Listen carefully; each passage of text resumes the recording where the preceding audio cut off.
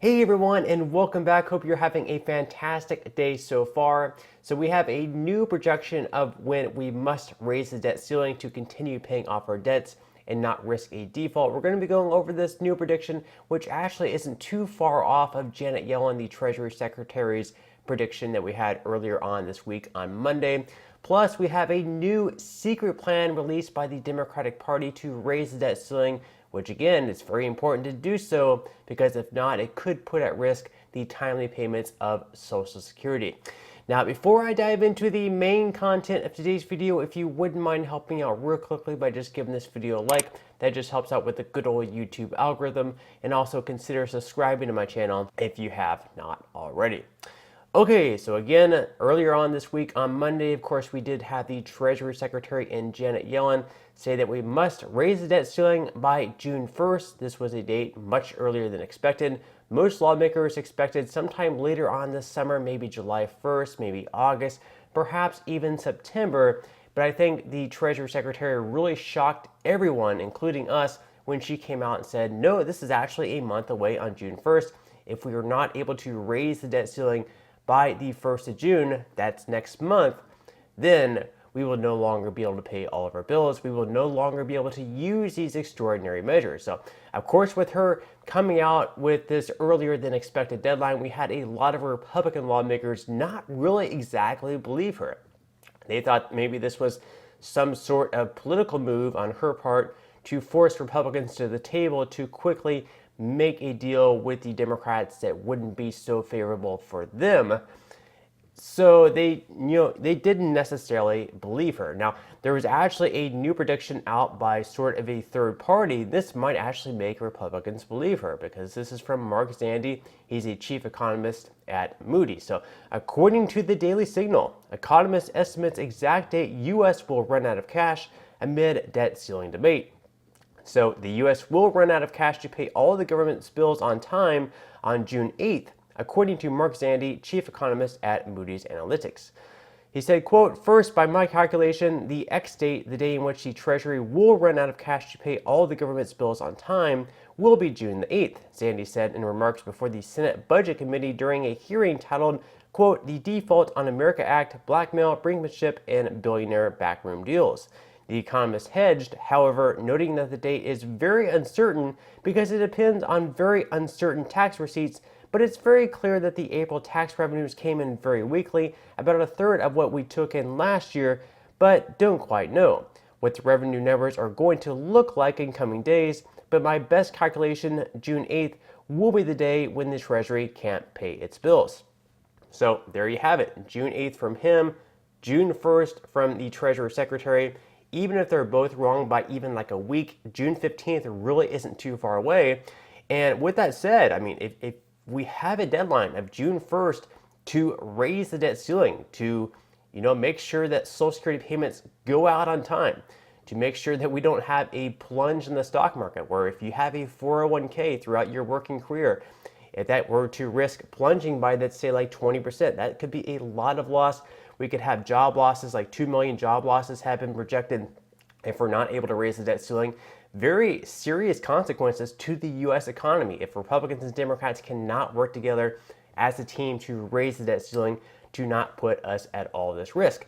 So with that said, with this sort of urgency of next month having to raise the debt ceiling, you would think that lawmakers would be staying in Washington today on Friday, over the weekend, all day trying to work something out to get something done. But with that said, according to Jake Sherman over at Punchbowl News, he tweets out, want to get a sense of the urgency on the Hill right now? Senate out of town before 4 p.m. on Thursday, not back until Tuesday, and the House is out until Tuesday. So the U.S. Senate actually left before 4 p.m. yesterday on Thursday. They didn't stay even today on Friday. They're not going to stay through the weekend. They really don't care all that much. They're out of town. They're not going to be back next week until Tuesday. I mean, I would love to have a job like that where I could just take off. Granted, they are going back to their congressional district where they're going to be working there, but you would think with something as urgent as the debt ceiling, they would be staying, at least today through Friday and maybe even tomorrow on Saturday. But no, they're going home. So we'll just have to wait and see what happens. But Democrats are actually, since the beginning of this year, they were actually hatching up a plan to raise the debt ceiling by themselves to bypass the Republican plan. So according to Axios, Democrats unveiled a plan to bypass McCarthy on debt ceiling increase. So this is actually their own debt ceiling bill, and they hope to force a vote on the House floor to make this happen, to help this pass through the House and onto the Senate. So House Minority Leader Hakeem Jeffries, in a Dear Colleague letter on Tuesday, wrote that Democrats plan to file a discharge petition, which, if signed by 218 House members, would force a vote on a clean debt ceiling increase. The legislation, he said, was introduced by Representative Mark DeSaulnier at the beginning of the 118th Congress in January, making it eligible to try to bring to the floor under that process. But they go on to say, reality check, a discharge petition would require the signatures of 5 House Republicans to force a vote, and GOP moderates are sticking by their demand for Democrats to negotiate on the debt ceiling. And that's really what it comes down to. Democrats would need at least 5 Republicans to sign onto this bill. More than likely, they're not going to find 5 Republicans to reach across the aisle to help out the Democrats. So more than likely, this is not going to take place. Quote, Leader Jeffries refuses to negotiate, Representative Don Bacon told Axios. That's not how it works in a divided government. We have to govern, which means we have to find some agreement, which means we must negotiate. A moderate Republican, speaking anonymously, told Axios, I don't support a discharge petition. Biden has been doing a horrible job of outreach to moderates. They won't get that through, said another House Republican. So in reality, it looks like it's not even going to pass the House. But even if it passes the House and on to the Senate, again, in the Senate, they would need at least 60 votes. Right now, there's only 51 people in the Senate caucusing with the Democrats. And then we have Senator Dianne Feinstein, who is dealing with a lot of health issues. She has not been in the Senate all year. So that's probably not going to be a vote for the Democrats either. So more than likely, they would need at least 9 or 10 Republicans to sign onto the bill in the Senate, even if it does pass in the House, making it extremely unlikely for anything like this to happen. So the article goes on to say, as for Senate Republicans, they're no more likely to support a clean debt ceiling increase. The House has passed a bill. If that's not acceptable to the Democrats, sit down and negotiate something, said Senator Mitt Romney on Monday when asked whether he would support a clean debt ceiling increase.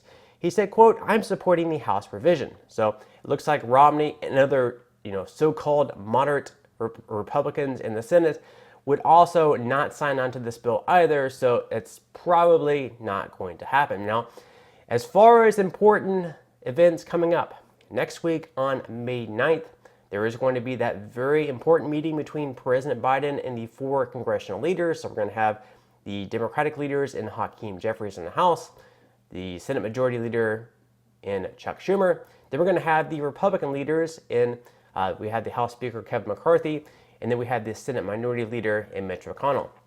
So all 5 of them are going to be meeting up at the White House, and they're going to try to work out a deal. Now, I don't expect a deal to take place right away, but hopefully they can come to some sort of an agreement, get a little bit closer to a deal, and then maybe set up another meeting later on, maybe next week or maybe the week after that. But hopefully they can at least get a little bit closer and sort of, come to an understanding of how important raising the debt ceiling is for the American people. Because again, even though we've seen by numerous experts that Social Security payments for sure would still be going out, it is very possible that they could be delayed by maybe a day or 2, maybe a week. Hopefully not too long, but obviously we do not want this to happen because other than Social Security payments possibly being late, there's those other consequences as well. People losing their jobs, a big drop in the stock market, or if you have like a 401k or some type of retirement account, obviously that's really going to hurt your retirement savings as well. So we definitely do not want that to happen. We definitely need Republicans and Democrats to come together, stop with this partisan nonsense. They need to reach across the aisle, work with each other. You're not going to get exactly what you want. You might have to give in some, but let's just hope that they somehow strike a deal. But that's all the news that I have for today's video. I certainly hope that you enjoyed.